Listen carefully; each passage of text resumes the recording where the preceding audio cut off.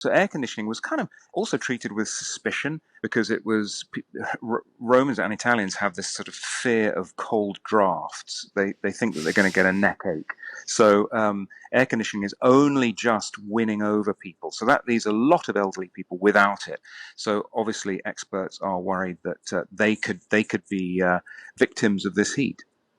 In mainland Europe, where large parts of the continent are facing a blistering heat wave. In Italy, temperatures are due to edge up to 40 degrees today. The Italian Meteorological Society has named the heat wave shattering.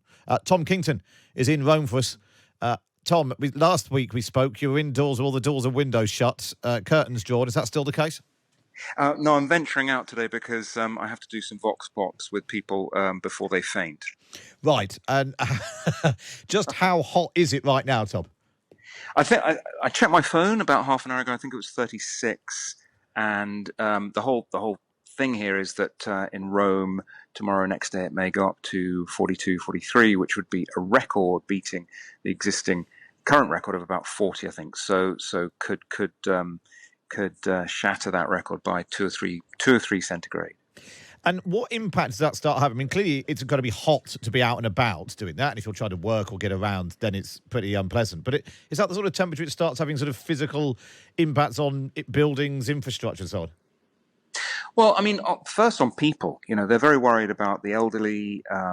In Rome, there is no great tradition of air conditioning because people have always, kept the shutters shut against the sun, perhaps knocked off work at lunchtime, gone out of town in August. There are all these ways that you'd regulate your life.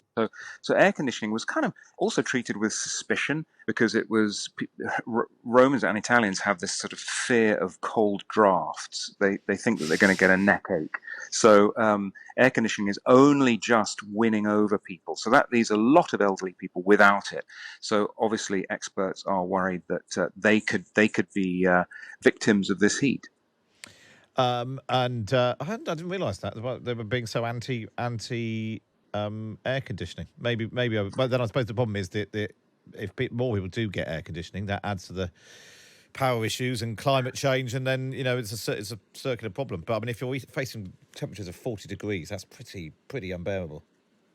I have seen Romans in gyms in the city wearing scarves while working out because they're worried about catching cold from the air conditioning.